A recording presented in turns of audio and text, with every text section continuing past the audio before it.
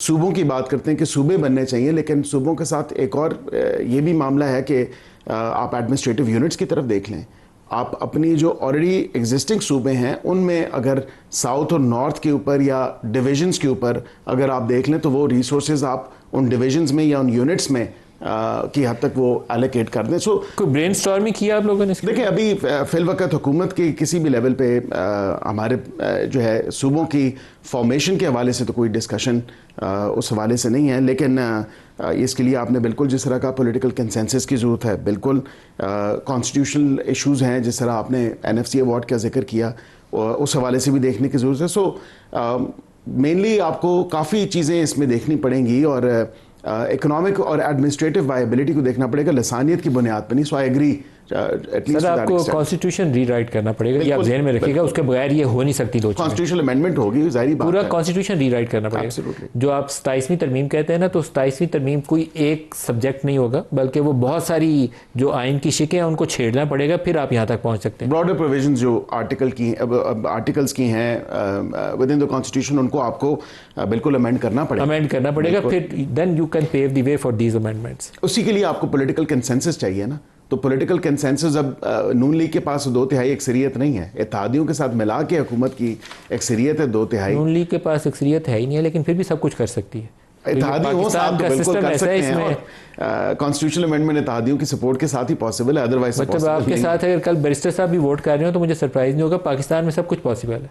मैं तो दावत दूंगा अगली तरमीम पे हमारे साथ वोट। बैरिस्टर साहब देखा ना, इशारा दिए गए हैं 27वीं तरमीम का। नहीं, सबसे पहले तो ये बताएं इत्तेहादी की डेफिनेशन क्या है, तब पता चलेगा ना कि वाकई जिसको जफ्फा डाल लिया जाए। सर नहीं, या जो इनको जफ्फा डाल ले। जफ्फा दो तरीके से डलता है, एक प्यार वाली तरह से और दूसरी तरह से भी डलता है। दोनों वाले जफ्फे शामिल कर ले चले, मतलब फिर ये उसी तरह एक प्यार वाला भी और दूसरा वो जिसको कहते हैं तेन भजन नहीं देना जफ्फा क्योंकि देखें पिछली भी 26वीं आईनी तरमीम में इन्हें पता तब चला था जब सारी चीज़ें फाइनलाइज हो गई थी। अब इनके इत्तेहादियों के लिए भी तभी पता चलेगा सर, तब भी बिल्कुल। और ये देखें ना, ये ख़तरनाक होता है बुनियादी तौर पर। देखें बहुत अच्छा भी काम हो मगर टाइमिंग उसकी गलत हो तो वो भी नहीं जो है ना सूबे बनने चाहिए। पहले प्रिंसिपली बात कर लेते हैं। प्रिंसिपली जहाँ तक मेरा ज़ाती है, मैं तो समझता हूँ कि बनने चाहिए, क्योंकि पाकिस्तान में एडमिनिस्ट्रेटिवली अगर आप ढांचे को देखें, आपकी ब्यूरोक्रेसी कभी भी लाहौर का GOR नहीं छोड़ती। अगर बलूचिस्तान के हालात देखें, बलूचिस्तान का अफसर जो कि किसी छोटे ज़िले में भी रखा होगा वो क्वेटा से बाहर नहीं जाएगा। तो अगर सूरत हाल ये होनी है, अगर हमने वही अंग्रेज़ के स्टाइल से चलाना है तो ये वर्केबल नहीं है। वर्केबल एडमिनिस्ट्रेटिव यूनिट्स हों, मगर देखें साथ साथ सेनेट की नुमाइंदगी को देखना पड़ेगा। आप देखें, सपोज़ बलूचिस्तान ही उठा लें, आप बलूचिस्तान के 3 सूबे कर दें, पंजाब के 2 कर दें, तो सेनेट वाइज आप कितना इम्बैलेंस क्रिएट कर देंगे। तो बहुत सारे इस तरह के इश्यूज़ हैं, वो भी देखना पड़ेगा। फिर जो इकोनॉमिक वायबिलिटी, देखें इकोनॉमिक वायबिलिटी बन जाएगी जब एडमिनिस्ट्रेटिव यूनिट्स छोटे होंगे, ये मोर फंक्शनल होंगे, ये बेहतर टैक्स कलेक्शन करेंगे और ब्यूरोक्रेसी भी बेहतर हो जाएगी। देखें फिर लोकलाइज ब्यूरोक्रेसी भी आएगी। अभी हमारा क्या हो रहा है कि एक फेडरल लेवल की ब्यूरोक्रेसी है जो इस मुल्क पे हुक्मरानी कर रही है। जब तक वो भी जोर नहीं टूटेगा, आप देखें क्या चीफ सेक्रेटरी बनना उन्हीं का हक है। प्रोविंशियल केडर से कितने कोई लोग हैं जो ऊपर आते हैं। सूबे बनने चाहिए।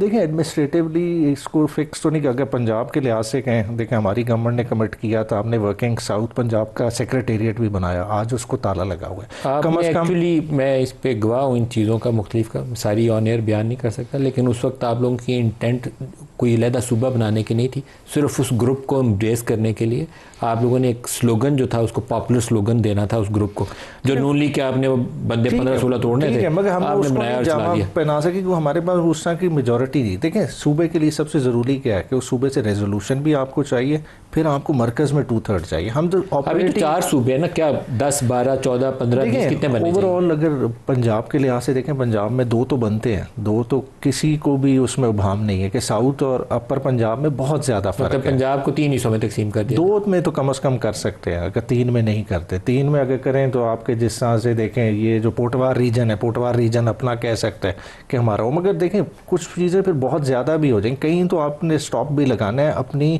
फाइनेंशियल कैपेसिटी को देखते हुए। पता चले हर चीफ मिनिस्टर जो है ना गड्डियाँ कमाई जा रहे हैं, अपनी असम्बली बनाई हुई है, लेकिन वो इकोनॉमिक वायबिलिटी ज़हन में रखिएगा। देखिए हमारे यहाँ तरक्की आई किधर है, जहाँ का चीफ मिनिस्टर आया। आप इलाकों की तारीख उठा के देख लें ना, वज़ीर आज़म भी आया तो वो अपने इलाके में सबसे पहले तरक्की लेके गया। तो इसीलिए सूबों में डिमांड क्यों आ रही है? अगर आप बताएं, अगर सिंध में पीपल्स पार्टी की हुकूमत है, जरदारी साहब वहाँ 4 सूबे बनाने की करारदाद असम्बली से पास करवा देते हैं, तो आप हो सकता है लाड़काना में तो हुकूमत बनाने में कामयाब हो जाए, लेकिन सक्खर, हैदराबाद, कराची, वहाँ तो हो सकता है फिर मुस्तफ़ा कमाल की हुकूमत हो। देखिए बात यह है कि ये मैं एक बात से एग्री करती हूँ क्योंकि हम सब सियासत के तालिब इल्म में हमें ये समझ आती है कि जहाँ धुआं वहीं से उठता है जहाँ कहीं छोटी मोटी कोई चिंगारी हो सकता है कहीं इस पर गौर अभी पार्टी किसी हमारी पॉलिटिकल पार्टी तक तो हुकूमत ने कोई अपनी इंटेंट नहीं पहुंचाई या कोई ऐसी बात नहीं की, लेकिन बहरहाल ये एक बहुत बड़ा फैसला है, ये आइन का ढांचा तब्दील करने के मुद्दे।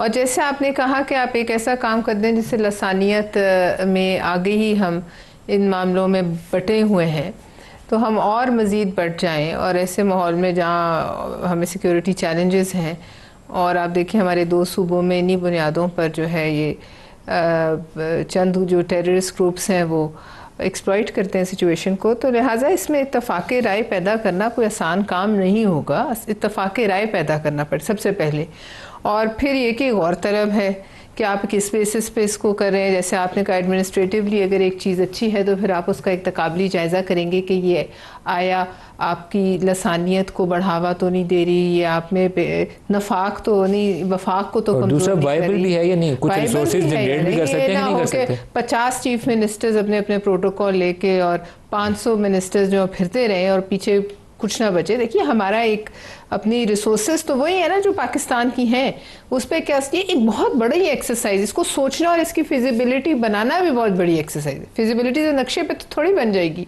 इसके जो प्रोज एंड कॉन्स हैं उनको वे करना कि भाई आप तोलना कि इसमें अच्छाई क्या है बुराई। लेकिन ये बहरहाल बाद में एक तो ये है कि इसका आइन का ढांचा तब्दील करना पड़ेगा। आया वो हो सकता है उस पर सब जो है वो एग्री होंगे या नहीं होंगे, सब इत्तफाक करेंगे, ये बहुत बड़ी बात है। और दूसरी बात यह है कि देखिए फ़िलहाल तो जो हुकूमतें बैठी हैं जिस भी सूबे से आई हैं, जो उनके पास मैंडेट है वो अपने सूबे के मैंडेट का या अपने इलाके के मैंडेट का, या जहाँ भी उनसे उनको जीत हुई है वो उस इलाके के मैंडेट की अमीन है, चाहे पैरालाप उन्हें माने या ना माने, तो लिहाजा उनसे तो बात करनी पड़ेगी।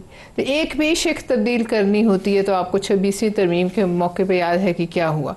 तो अगर तो हुकूमत में ऐसी कोई सोच है, जैसे भी बैरिस्टर साहब ने कहा कि एक और अगली बैरिस्टर साहब ने कहा ना अगली तरमीम में, तो अगली तरमीम को एंटिसिपेट कर रहे हैं। बताएं अगली तरमीम में क्या है, फिर इस पे मैं आपको जरा बेहतर बैरिस्टर साहब थोड़ा सा आप ये तो रोशनी डालें कि 27वीं में आप क्या चीज़ें कंसिडर करें। देखिए मलिक साहब, बात यह है कि मैंने कई प्रोग्राम्स में जिक्र किया कि फिल वक्त as we speak right now, और आज तो डार साहब से भी ये बरतानिया में सवाल हुआ और कुछ वहाँ के साफियों ने सवाल किया, तो उन्होंने भी कहा कि 27वीं तरमीम की ज़रूरत नहीं है, और हम भी यही कहते आए हैं कि 27वीं तरमीम, पहली तो बात है हम किसी भी ऐसी तरमीम पे काम नहीं कर रहे, कोई ऐसा ढांचा नहीं है, कोई ऐसा ड्राफ्ट नहीं है, कोई ऐसा प्रपोजल नहीं है।